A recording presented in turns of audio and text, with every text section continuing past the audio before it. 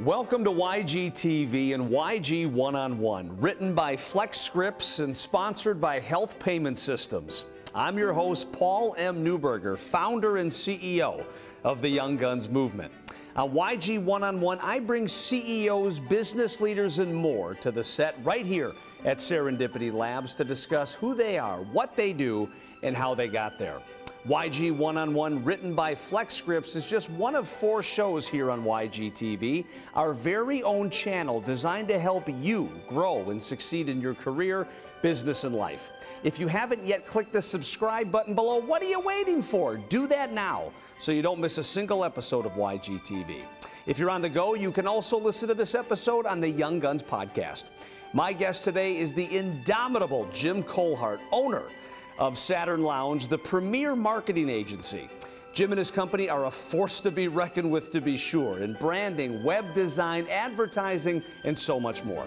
After this short break, please join me in welcoming Jim Kohlhardt right here on the set of YG One-on-One.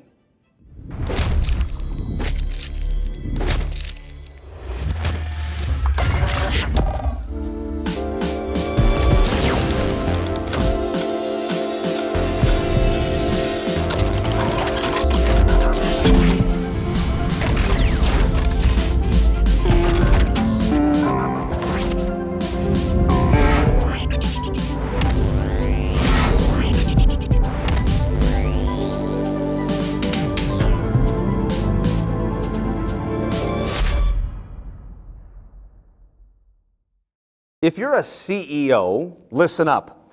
Odds are you're paying too much for your employee benefit pharmacy spend. How do I know? I work with Flex Scripts. They're the PBM police, delivering their average client 15 to 20% savings on their pharmacy benefits. Think how much money that is. Flex Scripts makes sure your PBM keeps their promises and meets your guarantees. And if they don't, Flex Scripts holds them accountable and gets you what you deserve. Stop paying too much for your pharmacy benefits. Get Flex Scripts, the PBM police, on your side. Start the conversation today at flexscripts.com. That's flexscripts.com. For more than 80% of families, today's medical billing practices are confusing. At HPS, our goal is to improve the healthcare experience for the patient by making medical bill payments less stressful. In Wisconsin, that's all made possible by our comprehensive independent healthcare provider network. We simplify billing and lower costs for everyone involved in healthcare and offer various ways for individuals to pay without breaking the bank.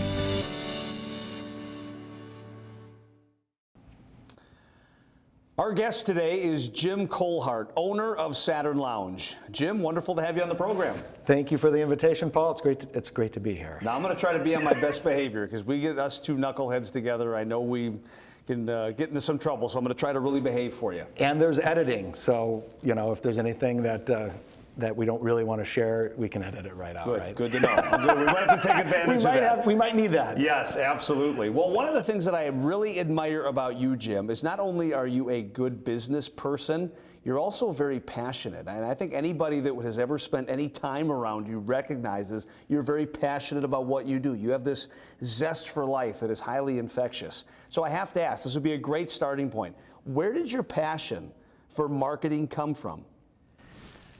I just, as a student in high school especially, I thought about a lot of different career options. I mean, I love sports, so I thought maybe a sportscaster would be ideal. In fact, my buddy and I, we did high school games at that time, and after, color and play-by-play of games on cable television, And I had a real passion for astronomy and the weather, and I thought maybe a TV weatherman would be fun, being on TV every day, delivering the forecast. Mm-hmm. But really, my parents had a family business, Bobke Paint, in the Milwaukee area, and I was very involved throughout my school years with the business. I would work basically any day that wasn't a school day.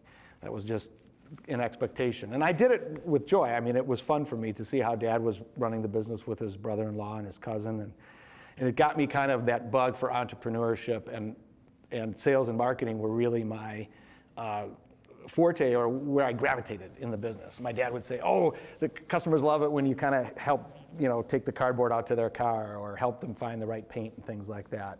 So I just got kind of that bug for business, and then sales and marketing were way more exciting to me, talking to the clients, than dusting cans and putting them on the shelf and pulling stuff out of the basement and bringing it up to retail and things like that. As fun as that sounds, though. Yeah, exactly. That was all part of it. Cleaning the warehouse, unloading huge trucks of heavy paint and materials. I just really found that I gravitated to talking to the customers and being an evangelist for the business wherever I could in the community. So I think it's really just my upbringing and being around that family business. Well, you mentioned being a sportscaster, and I think we've all been there. I know my brother and I used to do the same thing. You'd have a sporting event on, you turn the sound all the way down, and it's like you're calling the game. Yeah. So when you did the sportscasting, did you have any cool catchphrases, any signature lines that Jim Kohlhardt was known for back in the day? Oh boy, it's been a while, but I can't remember anything of that type. But I just remember just being very excited about being at the games, being that close, being able to report what I was seeing. My friend Mike actually did all the play-by-play, and I did the color commentary. So it was a blast. It was something he really wanted to do too at that time. He ended up in a sales career as well. You really have to, I think, sacrifice in any career situation, but to get into those high-level broadcast journalism type positions, you have to work your way up a ladder if you're not an athlete, And I was an athlete, but not very good. It wasn't like I was going to be playing college sports or anything like that. What about you, Paul? Did you have any catchphrases that you used at the time? No, I mean, the only one that I keep coming back to is from Anchorman, whammy. So I'll steal that one. There you go. I said that. But one of the things that would have worked out very well for you and I for a career in radio, we both have faces for radio. There you go. So I think we could have had a lucrative career in that regard. Yeah, that would have been interesting. Well, you had talked about some of these role models and influences in your life. And we're certainly going to get into more about what you do at Saturn Lounge, because you guys do some truly amazing things. I've been blessed to be your client now, satisfied client for the last several years. Thank so you. I've really enjoyed working Very with much. you. But let's keep thinking about what made Jim Kohlhardt the person you are today back in the day. Outside of the obvious, parents and family and stuff like that. Yeah. As you were growing up, Jim, who were some of the biggest influences in your life and why? I became a follower of Jesus Christ when I was a small child. And I've been a Christian my whole life. I don't have one of those wow moments like some Christians where they really realize they need that in their life. I just, from a small child, was exposed to the message of God and Jesus and just embraced it like a small child can. And I've kind of tried to remain like a small child in my faith my whole life, and I'm 55 years old now. But I think my faith, number one. And then besides my mother and father, it was just people that I gravitated to that were athletes or celebrities, kind of. I remember being a huge Bucks fan and loving that 80s Bucks team and all the players, Sidney Moncrief and Marcus Johnson and that group. And I think I was even a larger Packer fan, and James Lofton was my absolute favorite Packer, the receiver. And that was the era where the Packers never had any success in terms of playoff wins or things like that. But there was always that hope that maybe they would become a really competitive and championship level team. So really just my faith in God and Jesus Christ, and then my mom and dad. And it drops off a lot after that, but I did gravitate to big athletes and sports stars and music stars. I was a big music guy as well, played in bands all through high school and college. Again, not good enough to be a pro. Well, it's funny, I never would have guessed you were in a band with flowing hair like that. This is a shocker to me. It was so fun to be up on stage and have the crowd react to the music, and to the performance. And I played keyboards and sang backup vocals, but I just knew I wasn't that talented at these things, So I always felt like, okay, you're not going to be an NBA player, you're not going to be a rock star, but you can help run a business or someday run a business, and that's really became for me the practical, but still yet kind of exciting opportunity to pursue. Well, one of the things that really kind of strikes me as we have this conversation is you are just an exceptionally well-rounded person. There is more to Jim Kohlhardt than meets the eye, for sure. I mean, you talk about you being an athlete. You talk about you wanting to be a sportscaster. You mentioned astronomy. Sorry, I never would have guessed you had an interest in astronomy as much as I love music, all these kind of faith. I mean, would you say that it's accurate to say that because you've been so well-rounded in your life and you have so many passions that has helped equip you for the success you have today? I really do, and it's funny because it's not something I've sat around and thought about, but just having this conversation with you today, Paul, I think that is a major factor. I always kind of felt like I was the kid that was good at a lot of stuff but great at nothing, and I was fine with that a lot in life, I mean, I was the president of the student union, and in the National Honor Society. So it wasn't like I was just some goofball just doing music and sports. I mean, I took a real interest in everything going on at school, and I loved all the classmates at school. But I was never the best. I think for senior class, I was voted most likely to be president. And, of the United States? Of the U.S., which never really, I got close with that. And best legs, which I'm very proud of. I may be more proud of the best legs designation. As you should. And I can't, I'm wearing a suit today, so. I was going to say, we should have had you wear the short pants today. Yeah. We could have made that decision ourselves. Yeah, I wasn't thinking of that either. But yeah, wow, boy. See, you are a very accomplished guy. You're winning best legs. Never would have guessed that either. Wow. Well, so if we talk a little bit, so the family business piece is interesting.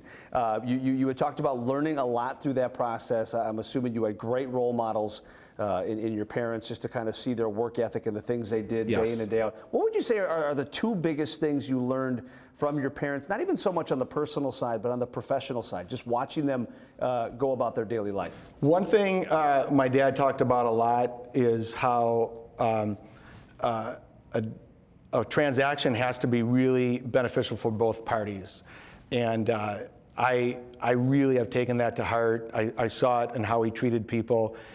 He was never interested in ripping someone off or overcharging for products or services. He really felt strongly that that was important in business, to treat people well and be fair all the time.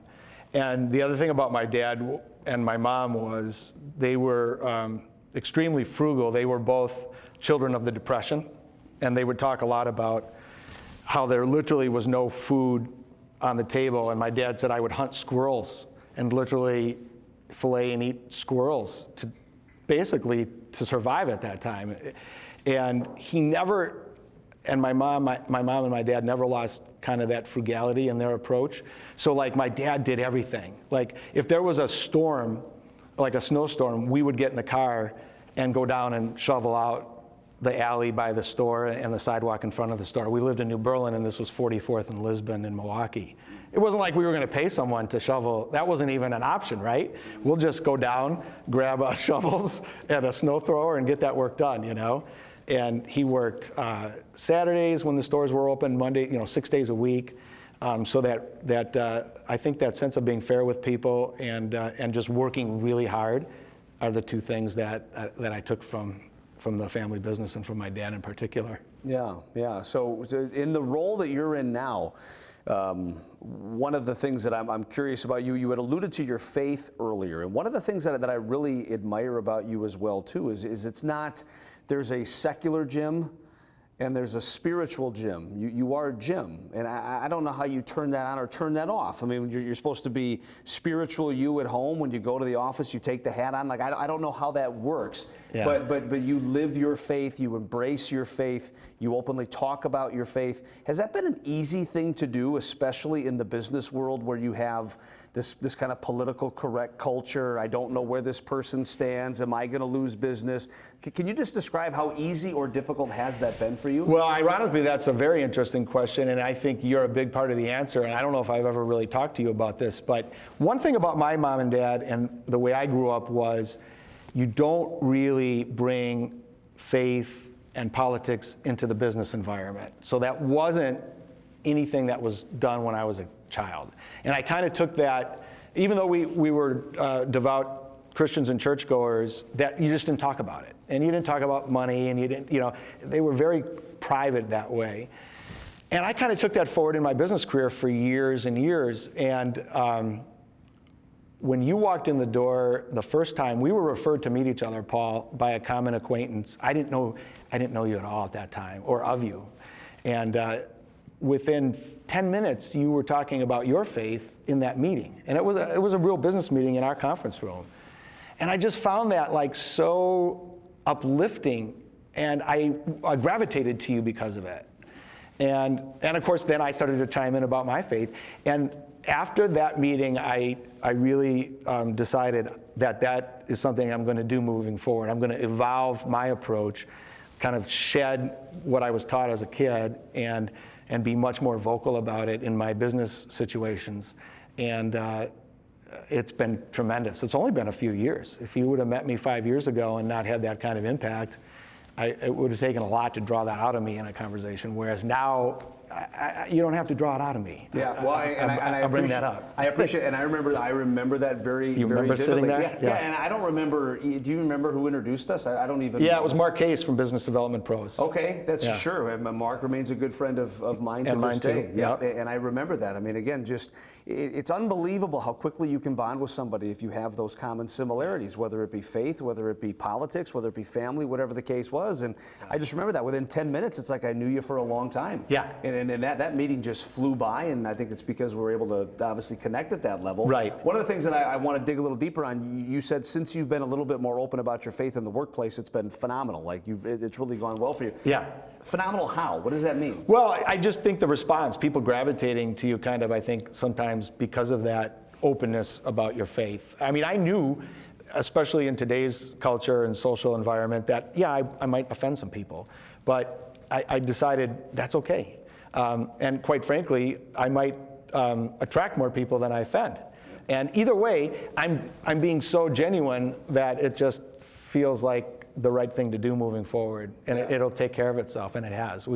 Whether we would have been growing to the extent we're growing in our business without that change, I'll never know, because you can't take two paths and play out both scenarios. But it's definitely been very rewarding to get more open about that subject. Yeah, well, speaking about getting open, I mean, especially as an established business leader in the community, I'd love your thoughts on this. I mean, you said, conventional wisdom tells you you're not supposed to talk about religion or politics. I get that. Yeah. Based on the conversation we just had, we throw conventional wisdom out the window when it comes to our faith. Yeah. It's not so much who we are, it's whose we are, and we're very strongly aligned in that regard. Right. What role, if any, though, do you feel businesses have with respect to politics?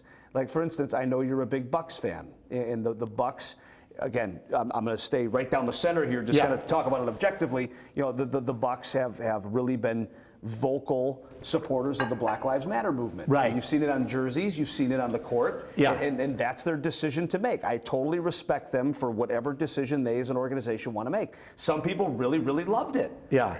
Other people really, really didn't like the stance that they took. Correct. Now, not just talking about the Bucks, that's one example, but if you as a company, Saturn Lounge, if you want to talk about racial justice or whatever topics might be on your mind, what role does the business community have in situations like that? Should you, like the Bucks, be outspoken, or should you kind of just be, you know what, we're just going to do the best we can and go from there? I think that's a great question, and I think, Paul, I mean, my perspective is that's another significant decision that each corporate entity or owner has to make.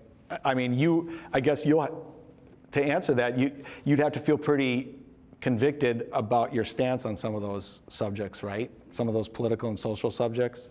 I can tell you, for me, I've chosen not to evangelize about my views in those areas. I have views, but I just don't feel like I want to make Saturn Lounge, known for its strong views in those categories.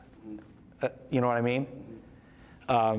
I think in some ways that's so divisive right now that it's dangerous territory. So with this, is Is it a more challenging time to be a business owner now than it was 15 years ago for that reason? And I think so. The reason I ask is, God, social media. I mean, I've got a really loving family, but not all my aunts and uncles agree politically. Yeah. And Right. to see people that love each other, that have spent years together, kind of go at it the way they do on social media. Yeah. I mean, we live in kind of a divisive time. Right. So with so many different controversies, with 24/7 access to information, is it a little bit more difficult to navigate those waters and being a business owner in trying times like this?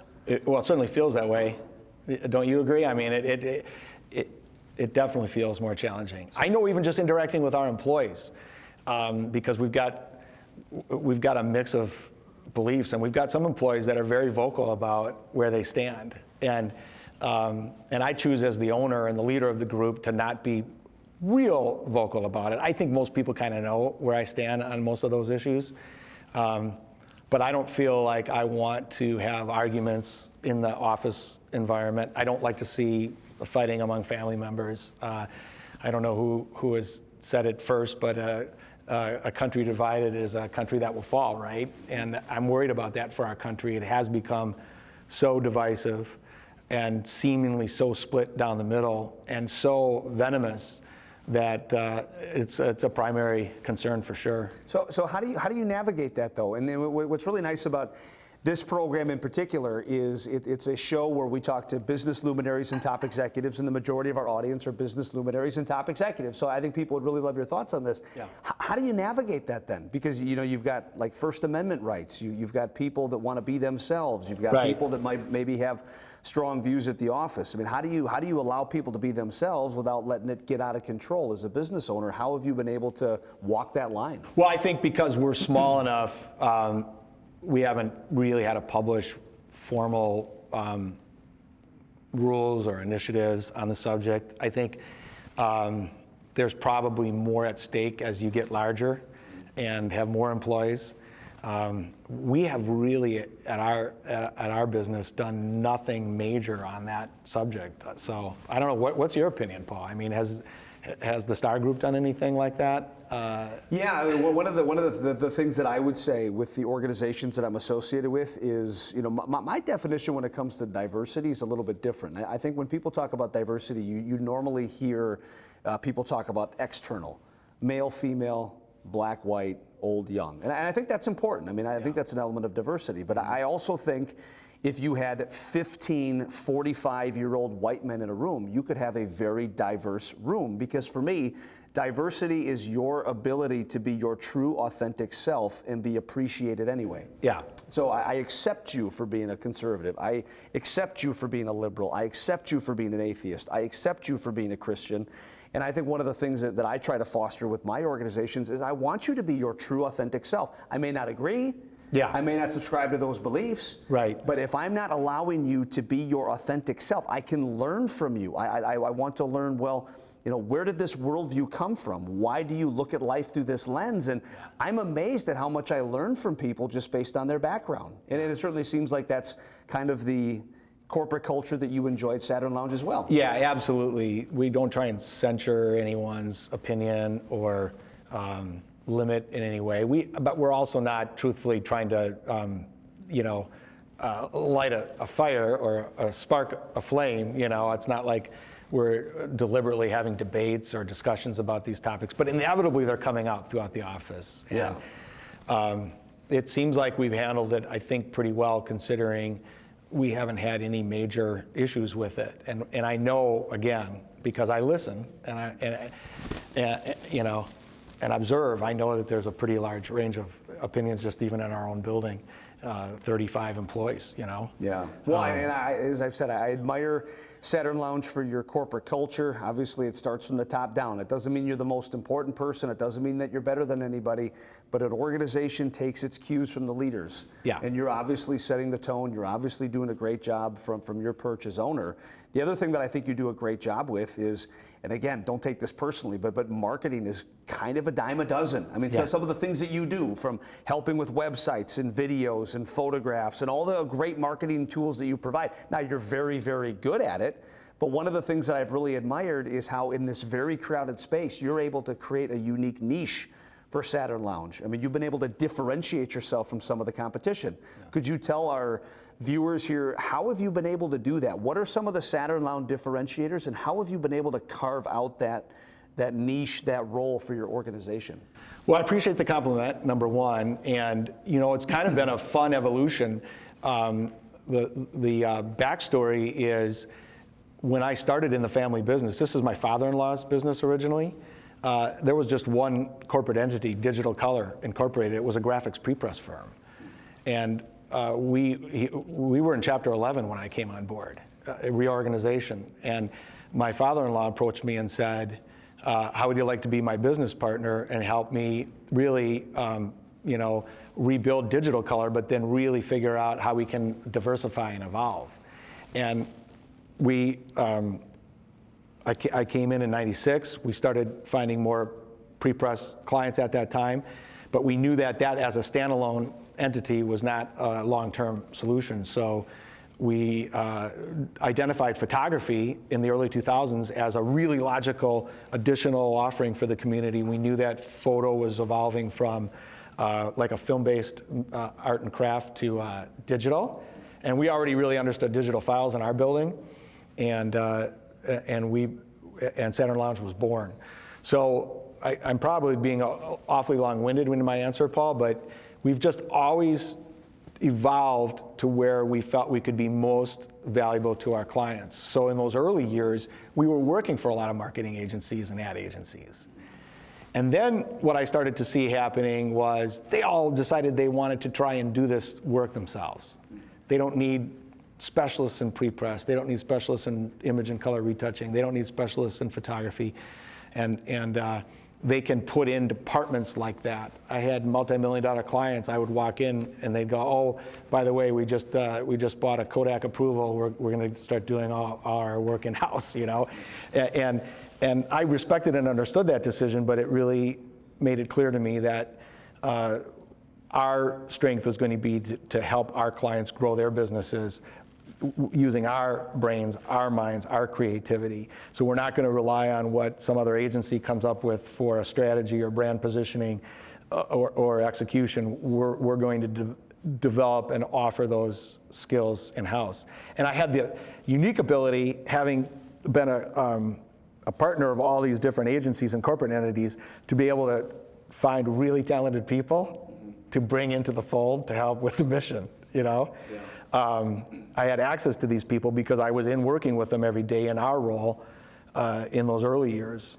So that's a long answer to a short question, but it's really just been an evolution of where can we help our clients most, and really how can we most directly impact our success. It's not by sitting around waiting for someone to decide they need our help. It's about going out and helping people and the services that come along with it then. Yeah, this may seem like a really granular question, but it's my show, so sit back and deal with it, man. I get to ask questions like this. Yeah. Describe to me Jim Kohlhardt's decision-making process, because as I've gotten older and as I've gotten a little bit more wiser to the world, I have really been drawn to executives that have good decision-making abilities. And that's not an easy thing. I mean, how many times do you see a big executive consistently make the wrong decisions? I mean, it does happen from time to time. Oh, yeah. So when do I act? How do I act? With what urgency do I go forward? I mean, there's so many things going through an executive's mind in any given day with respect to these decisions. I would love to know, because again, you are not a perfect human being. I think you're going to be the first to admit that. But over the course of your life, Jim, personally and professionally, you've made a lot of good decisions. Now, you've made probably some pretty bad ones, but you've also made a lot of good ones. What does Jim Kohlhardt's decision-making process look like, and what do you think we might be able to learn from that to some degree? It's a great question. I'm not particularly scientific, but there's a process. You collect as much information as you can, right? I believe. Talk to as many informed people as you can. I don't make any decision of any magnitude without bringing in people that I believe are smarter and more experienced in the area that the decisions that we're facing is in, So it's a matter of collecting as much information and data as you can, talking to people for their perspective, But then in the end, it becomes to me much more of an emotional, faith-based art or skill. I always say if it doesn't feel right in my heart or my gut, it's not the way to go, you know? You just know, I think, or at least I feel I do most of the time, if this is the right path, just based on how I feel about the decision, you know? And if I'm cringing and I'm nervous, then I know we either act or don't act, depending on what that next course of action would be. But when you just kind of have that sense, I've done my due diligence, I've talked to the right people, and I just have faith that this is what we need to do next, boom.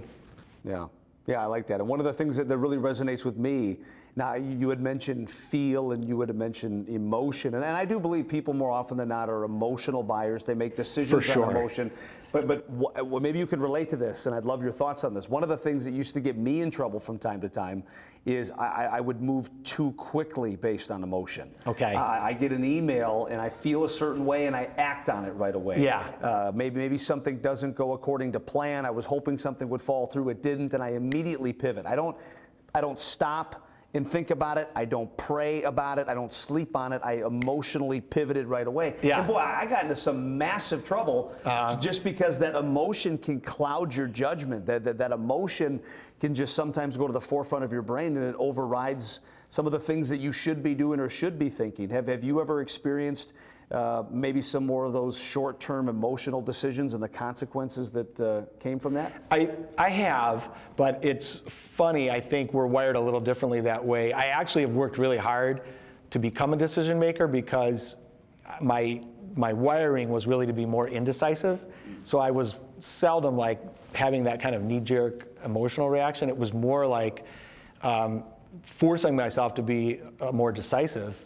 You know, so yeah, if I really dig deep, I can probably think of a few situations where I just reacted emotionally and then regretted it or realized it was a bad course of action. But it was really, for me, more a challenge of building decision-making skills than making a lot of decisions. I just put it off. Yeah, and we complement each other in that regard fairly quickly. I've got to work on slow down the decision making, take a breath, whereas you were kind of coming at it from the opposite direction. Right. Yeah. One of the things that you said just a minute ago that I want to glom onto, and I respect you for this, you had talked about surrounding yourself with really smart, talented people that are better than you in certain areas. Yes. Whether or not you believe this, and maybe you know people like this, I had a conversation recently in one of my sales consulting opportunities where the leader of this organization just didn't have the most talented people around them. And as I kept digging and as I kept pressing and as I kept going deeper, he finally blurted out, well, I don't want one of these people to take my job. Okay. And boy, that was really indicative of where this person's priorities were. I mean, he purposely kept away insanely talented people because he didn't want to be threatened by them. I see. He didn't want them to take his job at some point. And gosh, if I surround myself with these really talented people, I might be out of a job in 2 to 3 years. I don't know about you, but that sounds like incredibly backwards thinking, doesn't it? It does. Maybe it's born of not being the owner or the final decision maker in a situation. But I still can't really relate to that thinking. I mean, I can respect or understand maybe that type of thinking, but I'm the exact opposite. Like I know in our building, the only thing that I may be the best at is I'm a career sales guy. So I do feel like that's my stake in the ground. Like I could go to any corporate situation, any company, and become a really successful salesperson if I put my mind to it. But everyone else is better than me at everything else we do, and I love that about it. I'm like the most talented photographers and digital retouchers and 3D animators and illustrators and graphic designers and writers and our strategy team. I mean, I can't do any of this stuff, and they know it, and I don't pretend like I can. So for me, it's always been more about how can I find the most talented people to surround myself with, because it's just going to make our likelihood of success that much greater. Well, and I think, finding insanely talented people can be extremely difficult, as you know. You've certainly surrounded yourself with a large number of them. at Saturn Lounge, but finding them can be tough. I would say almost more than anything else, keeping insanely talented people can be difficult. And I do believe, correct me if I'm wrong, Saturn Lounge has a pretty good track record of keeping very good, top talented individuals. What's your secret, man? How are you able to keep these top talented people working with you as often as you do? You know, in our environment, it's about being a positive leader, being much faster to say please and thank you than anything else. A creative loves freedom to create. So we maintain an environment where there isn't a lot of rigor in terms of rules and requirements. Like, I know certain people don't want to write anything down, but they're amazing. So we don't require them to write anything down. We work around that. We support them with other people to get actual notes accomplished and details like that, because they're off imagining and creating. So what I've found is that the most talented creative and marketing type people really thrive with the diversity we have of clients. And it's always a risk someone will leave, but so few, I feel, would want to go work in a corporate environment and do the same thing for the same product or service over and over. Yeah. They just get bored to tears. Mm-hmm. So I feel like the approach to bring a diversity of clients and client types in really keeps them engaged as well. But it's mostly about being just very supportive and positive and letting them do what they do really well. I don't go in and tell the photographer how to shoot or light anything. I have no clue. I can hardly turn on a camera, and I own a photo studio. Yeah. But it's not because I am a technical photo person. It's because I love helping businesses with really great imagery. Mm-hmm. Yeah, when you mentioned bored to tears, so something deep inside tells me bored to tears and Saturn Lounge aren't uttered too much in the same sentence. Every time I walk into your organization, there's life. There's noise, there's photo shoots, there's energy, and what a great atmosphere to be a part of all day. Thank you. A lot of people say that. They're like, I just feel something when I come in here. Yeah. And we've been working from home with some of our team since COVID, and it's really been missed, I think. We're bringing people back again now, and we're going to offer even more flexibility. I've always been one that I'm not. I know some agencies where you're just fired if you're not in your desk at 8 or you're not there until 5. I don't operate the business that way, because I ask people to show up at 4 in the morning for a sunrise shoot, and then they're still going at 5 o'clock packing up the van and getting the gear back to the studio. So who am I to say on a day where you don't have one of those really intensive client-facing projects that you still have to be here from 8 to 5. I don't even care. As long as you get your work done and you do it with passion and joy, I'm not counting minutes and hours and things like that. So that flexibility to feel comfortable working from home some of the time, working in the studio collaboratively some of the time, working in the agency collaboratively, I think has been part of the success as well. Yeah, and the other thing that I've noticed about you too, like I said, I've been a client of Saturn Lounge now for a couple of years. I mean, you were one of the individuals I dealt with. You were one of the people that helped make the sale. Yeah. And it's interesting, like you said, you're not this massive organization, but you're big enough that when you're the owner or president or C-suite executive, some of these people just start taking a step back.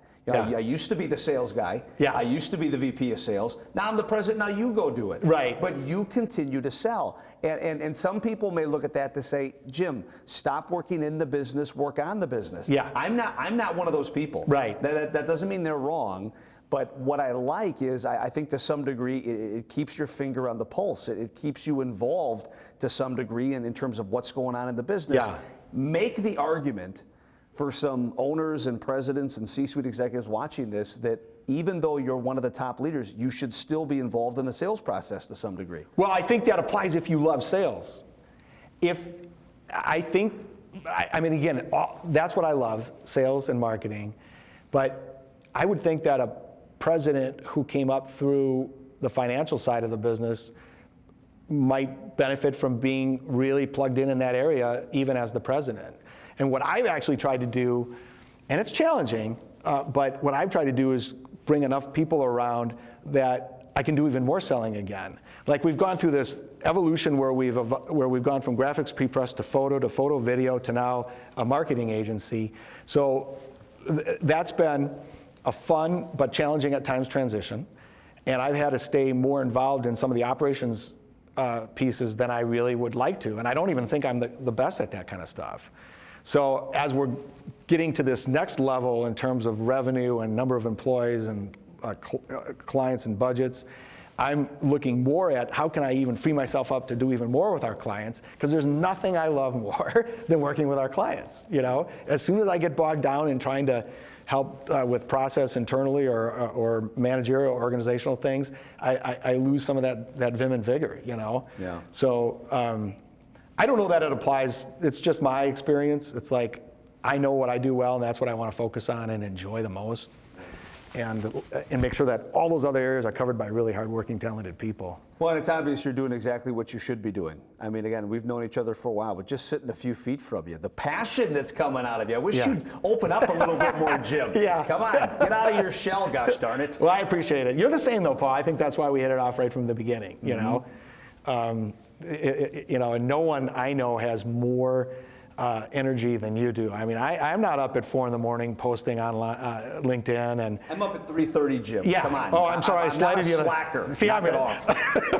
and going at that level, I mean, it's impressive. And so I appreciate the compliment from maybe the king of energy and passion. You know? Yeah, no, and that means a lot. But you and I have already kind of talked about this, and I was sharing with you. I did a podcast interview earlier today with a very successful financial advisor who's aligned with you and I spiritually, and my wife paid me this compliment just the other day. Now you know this. Now you and I are in a good mood. Things are going well. I know you're taking off for a little vacation here in the near future. It's going to be awesome. Yeah. But sometimes it's lonely at the top. Yeah. Sometimes these days are tough. There's lives that depend on us. There's a lot of stress. There's sleepless nights and everything else. And you know, I can kind of internalize that to some degree, but it's interesting. My wife just the other day, I don't know, I've been in a good mood the last couple of days, and she looked at me, she says, man, there's a lot of joy coming from you. Yeah. And it's interesting, like you said, I mean, if you're doing things for the right reason, if you're very passionate about it, and in our case, I think if you're connected with God and your spirituality, I mean, life is so short. To be anything but joyful, to be anything but passionate, just seems like a waste. Yeah. I mean, I was blessed to work with you for the American Heart Association. We spent about 1.5 years together doing that, and I know you have a story about loss in your family. Yep. One moment, your dad is here. One moment, your brother's here. One moment, your sister's here. The next moment, they're not. To go through life holding grudges and being miserable makes no sense to me. Do you agree with that? Oh, yeah, without question. I mean, I think that's the most important principle is just do something you love, and it won't feel like work or something you have to do. I feel bad for people. I don't study statistics a lot, but I've heard in passing that the majority of people don't even really care for the job they're in. And I feel like that's got to be a miserable existence, you know? And if that's the case, then go carve out a job that you love, you know? And I know it's easier said than done. There are a lot of practical realities to that advice, but and if you don't love what you're doing, go do something you love. Yeah, but you're right though. It's not easy necessarily, but I think anything in life worthwhile should be hard. If it was easy, everybody would do it. I mean, people look at you right now and say, well, if I was Jim Kohlhardt, I'd be happy. Well, you had to take risks. There was a lot of uncertainty. You had to put money on the line. You had to sacrifice your family time and your personal enjoyment for things. And because you did it, because you stuck with it, we're seeing the product of you that we are today. Of course it takes risks, but that's one of the things that bothers me too. You're never powerless. Right. Well, I need this job to live. You can find another job. It may be difficult for a while, but you can find something. We are all empowered to live the life and make the changes that we want to bring about. Yeah, exactly. Yeah, I completely agree. I think about what you kind of alluded to a minute ago about it being lonely at the top. I've done so much networking with other business owners since my father-in-law retired. You know, I would laugh because Paul, once we moved and combined the two companies in Waukesha, he was in his mid-60s, and you know, he was definitely kind of checking out. You know, he'd come in at 10 and take a long lunch and leave at 2, and I'd say to myself, wow, what is he even doing here, you know? And then he retired, and I realized he was doing a ton. Like, at that point in time, I felt that extreme loneliness and pressure at the top.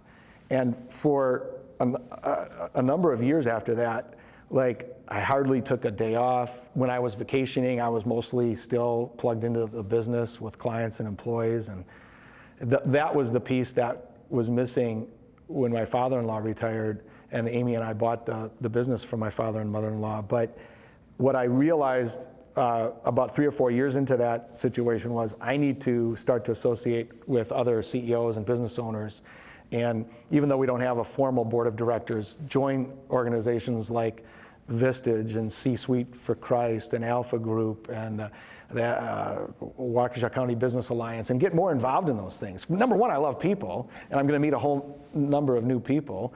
But two, I can learn a lot from these people who are running other companies and corporations, because I wasn't doing really any of that when I was younger, and my father-in-law was kind of the bottom line final decision maker in the business. I was just out working with clients having fun, you know?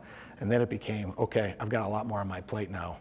Well, last question, and boy, I could keep this going for another couple hours, man. And I knew this was going to happen when I sat down with you, but this has been a true blessing, to say the least. Yeah, thank you. I know you don't have a crystal ball in front of you, yeah, and I'm not going to hold you accountable for what you say, but looking into the future, we talked about the dynamic, we talked about the landscape shifting a little bit for business owners, maybe based on political correctness, based on some of the way things are in society today. Looking ahead, 1 year, 5 years, 10 years, whatever, what do you think are some of the biggest challenges that are going to face business owners and top executives? And what 1 or 2 things should we be preparing ourselves for to kind of mitigate those obstacles? It's a great question, difficult question. I've got a general high-level answer. I mean, what popped into my head right as you were finishing was be prepared for change and be willing to change. I think more than ever, we're seeing technology and social situations and the business environment really, really change at what feels like to a 55-year-old guy, like a kind of a frantic pace, you know?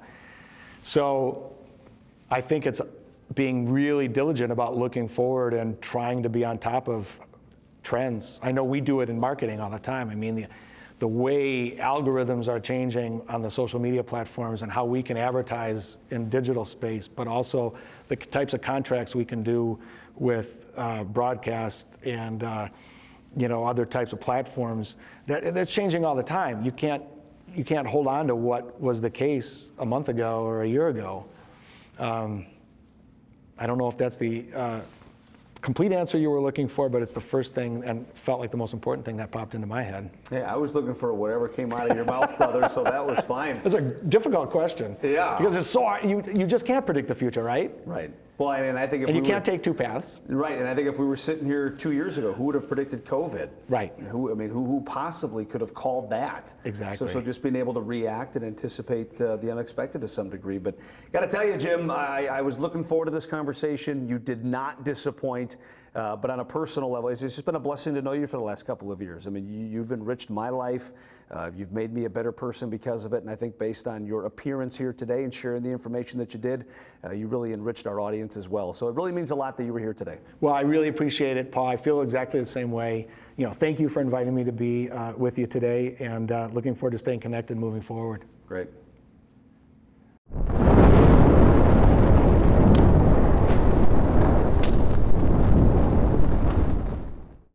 Wow. A big thanks to Jim for joining us here today at Serendipity Labs for this episode of YG One-on-One, written by FlexScripts and sponsored by Health Payment Systems. I love that Jim built his agency one step at a time, focused on finding incredible talent, and was able to stay ahead of every single curve. I'm glad I could have a conversation with him, and now I've got a question for you. Who do you want to see on this very program? YG One-on-One is about bringing together free thinkers and business luminaries who can help educate and inspire you to think unconventionally, and join us as we break the rules of business. Drop your suggestion in the comments section below or on any of the Young Guns social media channels. Speaking of social media, just a friendly reminder to be sure to follow the Young Guns movement on Facebook, LinkedIn, and right here on YouTube. We also distribute our shows as podcasts, So go ahead and give us a listen during your commute, workday, doing the dishes, or whatever you just so happen to be doing. Thanks again to Jim Kohlhardt, owner of Saturn Lounge, for sitting down with us here today on YG One-on-One. As always, I'm Paul M. Newberger. We'll see you next time.